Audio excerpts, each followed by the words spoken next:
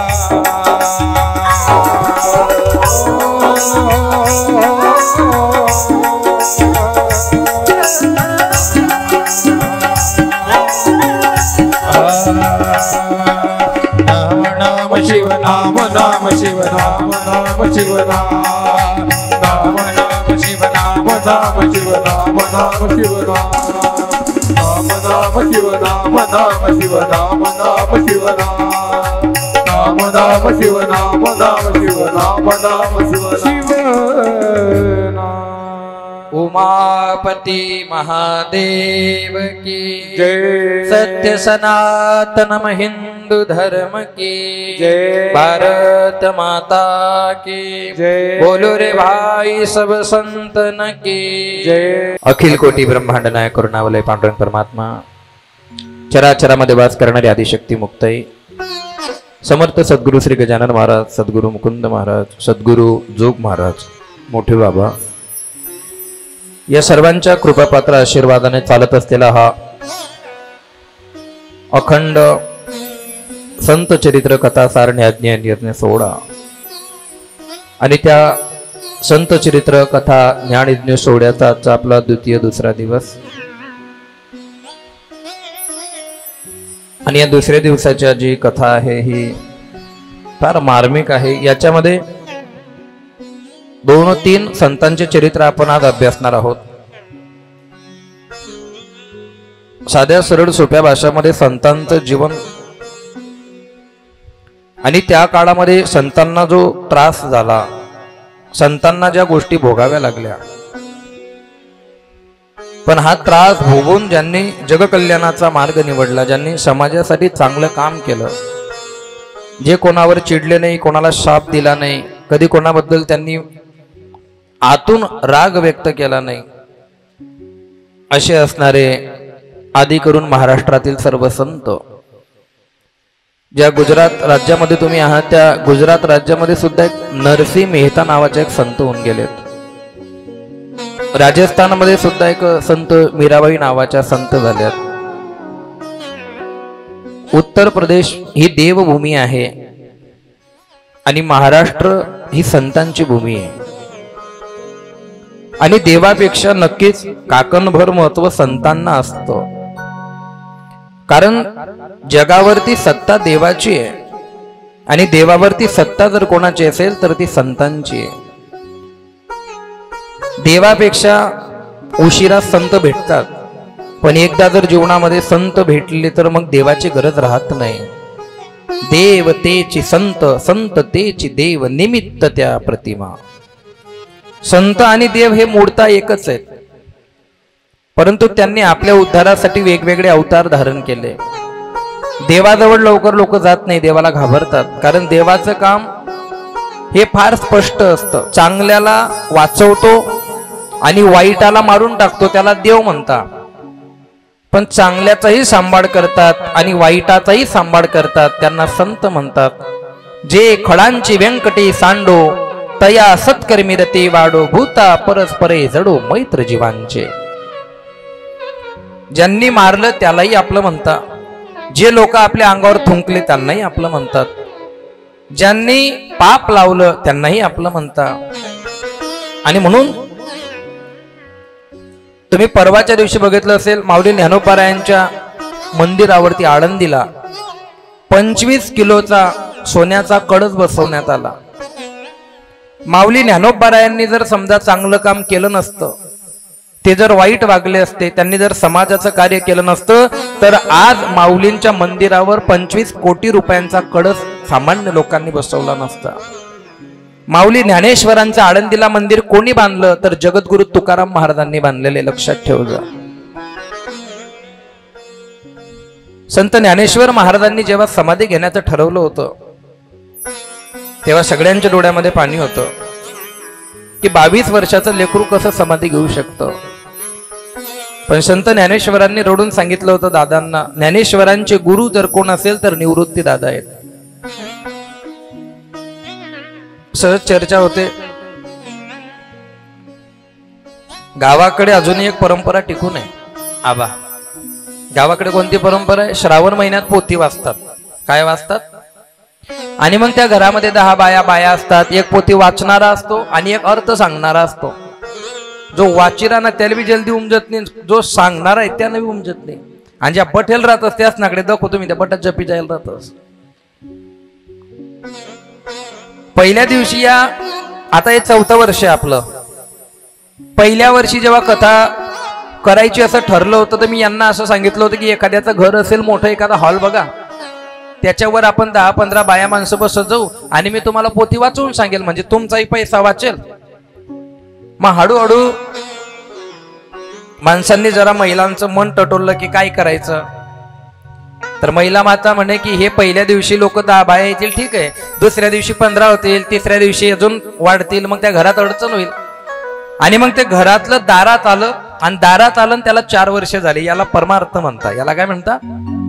इवले से रोप लावियेले द्वारी, इवले से रोप लावियेले द्वारी, इवले से रोप लावियेले द्वारी, इवले से रोप लावियेले द्वारी.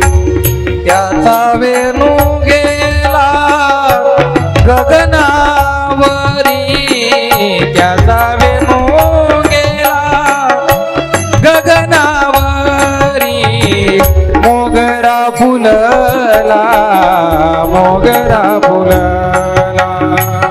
मोगरा फुलला, मोगरा फुलला. त्याचा वेणू गेला गगनावरी, त्याचा वेणू गेला गगनावरी, मोगरा फुलला, मोगरा फुलला, मोगरा फुलला, मोगरा फुलला.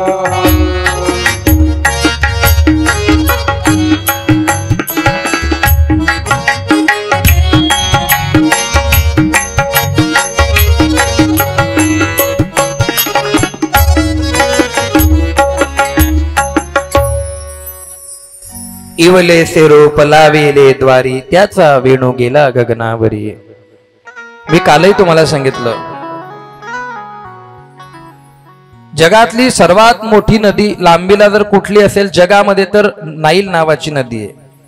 आणि भारतामध्ये सर्वात मोठी जर नदी कोणती असेल तर ती गंगा माता आहे. पण गंगा, यमुना, गोदावरी, सरस्वती, नर्मदा, सिंधू, कावेरी, तापी ह्या सगळ्याच्या ज्या नद्या आहेत, या नद्यांचा उगम जर तुम्ही बघायला गेले ना तर तुमची करंगडी तरी मोठी आहे, इतका छोटा या नद्यांचा उगम असतो.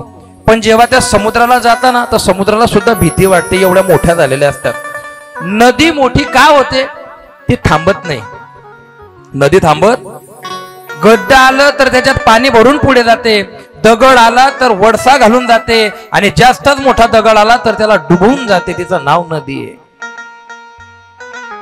तिच्यामध्ये कोणी घाण टाकली तरी वाहवत घेऊन जाते, कोणी मेलेलं ढोर टाकलं तरी वाहवत घेऊन जाते, कोणी आत्महत्या केली तरी वाहवत घेऊन जाते. पण जाता जाता सगळी घाण काठावर फेकून जाते. तिचं नाव नदी आहे. नदीच्या काठावर वाघ पाणी प्यायला गेला तरी तहान भागवते, आणि गाय पाणी प्यायला गेली तरी तहानच भागवते. कोण म्हणते? आज ज्यांचं चरित्र ऐकणारे ज्ञानेश्वर महाराज ते म्हणतात. काय म्हणतात? का गायीची तृषारू व्याघ्रा विष होवनी मारू, ऐसे नेनेचे गा करू तो जैसा. गायीची तृषा हरू म्हणजे गायीची तहान भागवते. का व्याघ्रा विष होऊन मारू? का वाघाला विष होऊन मारते? नाही. जी गाय दूध देते तिचीही तहान भागवते ती नदी, आणि जो त्या गायीला खातो त्या वाघाचीही तहान भागवते ती नदी. त्या नदीसारखं जीवन संतांचं असतं. जसा येईल तसा स्वीकारण्याची ताकद त्या संतांमध्ये असते. आईपेक्षा सुद्धा श्रेष्ठत्व संतांना दिलं. काही लोकांना हे पटणार नाही की आईपेक्षा जगात मोठं कोणी कसं असू शकतं. याचं उदाहरण असं आहे, एक वेळेला आई मुला आणि मुलगीमध्ये कधीतरी भेद करते. कधीतरी मुलगीला सांगते तू परक्याचं धन आहे, तिला जास्त कामं लावते. होतं, बऱ्याच घरांमध्ये होतं. अहो याच्या पलीकडे सांगतो 2 मुली झाल्यानंतर 3री मुलगी गर्भात राहिली नसं माहिती पडलं तर त्या गर्भपाताला सुद्धा परवानगी देते. कदाचित या ठिकाणी आई कमी पडते, पण आईपेक्षा सुद्धा संत श्रेष्ठ का म्हटल्या जातात? बांबू नावाचा एक प्रकार आहे. बांबू माहितीये तुम्हाला? त्या बांबूला संसारात कुठंच किंमत नाहीये, कुठंच नाही. त्याला शुभ कार्यामध्ये घेत नाही, त्याला कुठंच नाही. बांबू घरातच ठेवत नाही. बांबू हा स्मशानात किरडीच्या वेळेस जाळला जातो आणि त्याच बांबूपासून अगरबत्त्या बनतात आणि तो बांबू इतर धर्मियांनी आपल्या घरामध्ये रोज जाळण्याची परंपरा लावली आणि अजूनही आपले लोक घरात सकाळी सकाळी बांबू जाळतात. आणि हेच लोक म्हणतात आमना घरमा सुख टिकी नाही राहणार, तू बांबू बाई राहणार घरमा, कस काय सुख टिकेल? छोट्या छोट्या गोष्टी आहेत. नारळ फोडण्याची पद्धत संत चरित्रामध्ये फार गोड आलेली. नारळ जे आपण देवाला फोडतो हे का फोडतो, हे कधीपासून चालू झालं नारळ फोडायची परंपरा? हे आपल्या धर्मात आधी नव्हतं. पूर्वीच्या काळी नरबळी दिला जायचा. एखादा पूल बांधायचा असेल, एखादी मोठी इमारत बांधायची असेल तर त्याच्यामध्ये माणसं दाबल्या जात होते. कालांतराने नरबळी बंद झाला आणि पशुबळी पुढे आला. मग त्याच्यामध्ये मोठे मोठे पशु कापून टाकल्या जात होते. सगळ्या संतांची ऋषी मुनींची बैठक बसली. सगळ्या संतांनी विचार केला हे पशु मारणं, नर मारणं हे काही योग्य नाही. मग काय करायचं? आणि मग नारळ हे फळ पुढे आलं आणि मग त्या नारळाची कातडी काढल्या जाते, म्हणजे त्याच्यावरचं ते कातळ सोलल्या जातं. त्याच्यानंतर त्याला शेंडी ठेवल्या जाते. त्याच्यानंतर त्या शेंडीच्या बाजूला 2 डोळे आणि 1 नाक असतं आणि ते डोकं माणसासारखं तयार होतं. आणि मग आता नर बळी नाही, पशु बळी नाही, आता या फळाची बळी द्यायची आणि आपलं साध्य प्राप्त करून घ्यायचं. याने फायदा काय होईल? कोण्या जीवाला दुःखही होणार नाही आणि बळी देण्याची जी तुमची भावना आहे ही नष्ट होणार नाही. इतका विचार दूरचा करतात ते साधू आणि संत असतात, ज्यांना कोणाच्या जीवनातलं दुःख सहन होत नाही. या चरित्रामध्ये तर फार गोड वर्णन आलेलं आहे माऊली ज्ञानोबरायांचं. काल संत ज्ञानेश्वरांच्या आई वडिलांनी देहांत प्रायश्चित घेतलं. आता देहांत प्रायश्चित घेतलं आणि आई वडिलांनी आत्महत्या केली म्हटल्याच्या नंतर आता तरी हे लोक आम्हाला समाजात घेतील असा आनंद त्यांना झाला. एक गोष्ट अशी कान झटकून ऐक जा, दुश्मन हा दुश्मनच असतो. त्याला जर तुम्ही जवळ केलं तर तो गळा कापू शकतो. हाच न्याय, हे शास्त्र आहे. बऱ्याच इतर धर्माच्या लोकांचं असं म्हणणं आहे की श्रीमद भगवद्गीता हा फार असा विद्रोही ग्रंथ आहे, त्याच्यामध्ये मारा, काप्या, खुना, खाण्यात लिहिलेले आहेत. हो, लिहिले आहेत. पांडवांचा आणि कौरवांचा युद्धाच्या वेळेचा प्रसंग आहे. विदुर काका त्या ठिकाणी संताची भूमिका घेत आहे. विदुर काका धर्म सभेमध्ये आला का दुर्योधनाने त्याला सांगायचं आव दासी के पुत्र बैठो. दासीचाच पुत्र होता विदुर.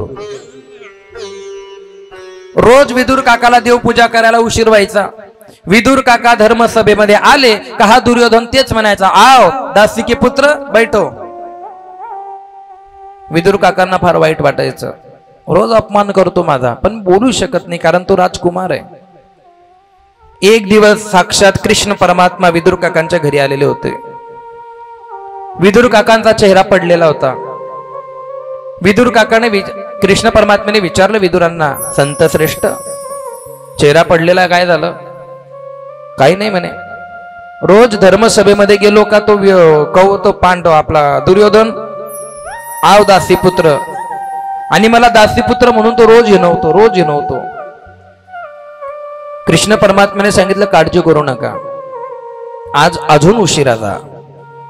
आणि त्याने तुम्हाला दासीपुत्र म्हटलं का फक्त तुम्ही इकडनं एकच उत्तर द्यायचं, काय? हा पता आहे रे गधे के बच्चे, इतकंच म्हणायचं. विदुर काकांनी विचार केला, मी जर त्याला गधे के बच्चे म्हटलं तो जर मला काही बोलला तर, अरे तू मी सांगतोय ना, मी म्हणजे काय? मी कृष्ण. मुस्लिम लोकांचा मोहम्मद तो म्हणतोय की मी अल्लाचा प्रेषित आहे, म्हणजे मी अल्लाचा दूत आहे. बायबल मध्ये येशू ख्रिस्त म्हणतो की मी गॉडचा प्रेषित आहे, म्हणजे मी गॉडचा दूत आहे. या जगतामध्ये एकच धर्म असा आहे सनातन कृष्ण, की तो म्हणतो मी स्वतः देव आहे, मी स्वतः ब्रह्मांडाचा मालक आहे, मी कोणाचा दूत नाहीये. पण आमच्या धर्माबद्दल, आमच्या ग्रंथांबद्दल, आमच्या संतांबद्दल आम्ही कधी वाचन केलंच नाही. आम्ही जे संसारातले लोक दुःख देणारे, जे लोक आमचा अपमान करणारे, जे लोक आम्ही मेल्याच्या नंतर आमच्या पंक्ता खाणारे आहे, जे लोक आम्ही उठून गेल्याच्या नंतर आमची निंदा करता, या लोकांच्या नांदी लागतो आम्ही. जे मुलं म्हातारपणामध्ये आपला अपमान करणार आहे, जी बायको आपल्याला अपमान करून घराच्या बाहेर काढणार आहे, जे गणगोत्र मित्र परिवार संकटात आपल्या पाठीमागे उभे राहणार नाही, अशा लोकांमध्ये वेळ वाया घालवतो. आणि जो शेवट काम पडणार आहे त्या परमात्म्याकडे मात्र आपण दुर्लक्ष करतो. हे पाप नाही तर काय सांगा ना. पृथ्वी कोणत्या दिशेला चालली त्याला विचार करा. कसला अहंकार करताय तुम्ही? घराचा, दाराचा, पैशांचा, ओळखीचा, सगळं धरेक धर राहून जाईल. परमात्मा फार उच्च कोटीचा आहे. विदुर काका आले सभेमध्ये. विदुर काका हे संत आहेत महाभारतातले. विदुर काका आले आणि दुर्योधनाने तेच, आओ दासी पुत्र बैठो. हा ठीक आहे गधे के बच्चे. दुर्योधन काही बोललाच नाही. दुर्योधनाने मान खाली घातली आणि शांत बसला. विदुर काका सभा आटपली आणि परत घरी आले तर कृष्ण परमात्मा केळीचे साल्ट खात होते. विदुर काकांनी विचारलं की हे काय आहे? तर देव हा कण्या खातोय केळीचे साल्ट. विदुरा घरच्या भक्षोणी कण्या परमानंदी आला. संतांच्या घरचं उष्ट खाणं हे देवाला आवडतं. आम्ही पंचपक्वान्नांचा नैवेद्य देवाला देतो. देवाने कधी खाल्ला तुमच्या घरचा? याचा अर्थ अजूनही तुम्ही त्या लेवल पर्यंत गेलेले नाहीये. विदुर काकाने विचारलं कृष्ण परमात्म्याला, परमात्मा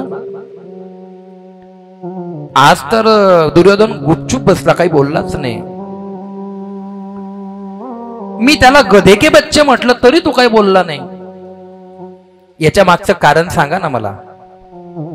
आता कृष्ण परमात्म्याने जे कारण सांगितलं नाही, खूप ऐकण्यासारखं आहे, खूप ऐकण्यासारखं आहे. कृष्ण परमात्म्याने सांगितलं एक वेळेस काय झालं. धृतराष्ट्र हा गांधारीला बघण्यासाठी गेला. धृतराष्ट्र आंधळा होता, त्याच्यामुळे मुलगी कशी आहे हा विषय नाही. परंतु गांधारी मातेचं आणि धृतराष्ट्राचं जेव्हा लग्न जमलं तेव्हा त्यांची कुंडली का बघितली आणि त्या कुंडली मध्ये मृत्यू छेडा नावाचा दोष होता. म्हणजे महाराज हे काय असतं? एखाद्याच्या कुंडलीमध्ये जर मृत्यू छेडा असेल तर लग्नानंतर नवरदेव किंवा नवरी ही मरून जाते. मग त्याच्यामुळे काय होतं?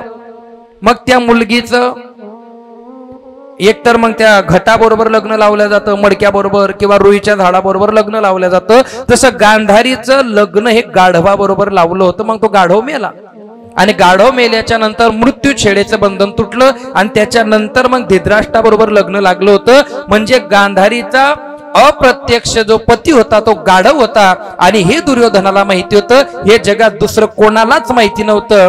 माझ्या वडिलांच्या आधी माझ्या आईचं लग्न गाढवा बरोबर लागलं होतं. हे विदुराला कसं का माहिती पडलं? म्हणून दुर्योधन शांत बसला होता. कानपटामध्ये विरुद्ध दिले. म्हणून आपण जर एखादं पाप केलं असेल, आपल्याकडनं जर काही चुकी झाली असेल ना, तर झेंडा उवरलीन फिराणच नाही. कोण कवय अपमान करता की भरोसा नाही. म्हणून झाकली मूठ 1.25 लाखाची. आज या स्टेजवरती मी बसलोय, आज मी इतकं बोलतोय. बोलत असताना नामचिंतनाची तपश्चर्या इतकी मोठी असते की आज मी बोलतोय तुम्ही ऐकताय. नाही तर कोणी कोणाचं ऐकायला रिकाम नाही हो. काय वेळ आहे सांगा ना मला लोकांकडे, की तुम्ही असं काम धंदे करून थकून थाकून इथे येऊन 2 घंटे बसायचं. हा काय जोक आहे? नाही, हे अनंत जन्माचं आपलं नातं आहे. 7 अब्ज लोक जगतामध्ये असताना आपली ओळख झाली, आपण एकमेकांना भेटलो, आपली मैत्री झाली आणि ती मैत्री गेल्या 7 वर्षापासून टिकली. हे आपलं भाग्य नाही तर काय सांगा ना मला. प्रवासामध्ये अनेक लोक आपल्याला भेटतात पण सर्वच आपले नसतात. जगतामध्ये कोणीतरी आपल्याला भेटतं, ते नातं टिकतं. याचा अर्थ मागच्या जन्मीचं अपूर्ण राहिलेलं नातं हे परमात्मा या जन्मामध्ये पूर्ण करत असतो. ही संत वाणीच आहे. आई वडिलांनी देहांत प्रायश्चित केलं. निवृत्ती नाथा हे नाथ संप्रदायाचे होते. निवृत्ती महाराज जे त्र्यंबकेश्वरला त्यांचा आश्रम आहे, मठ आहे. आणि निवृत्ती नाथांनीच संत ज्ञानेश्वरांना शिष्य स्वीकारलं. मुक्ताबाईने सुद्धा निवृत्तीनाथांनाच गुरु केलं आणि सोपान दादांनी सुद्धा निवृत्तीनाथांनाच गुरु केलं। मग याच्यातून काय शिकलं? आपला व्यक्ती जर लायक असेल तर आपण त्याच्या शरणागतीला गेलं पाहिजे, इकडे तिकडे शोध घेण्यापेक्षा।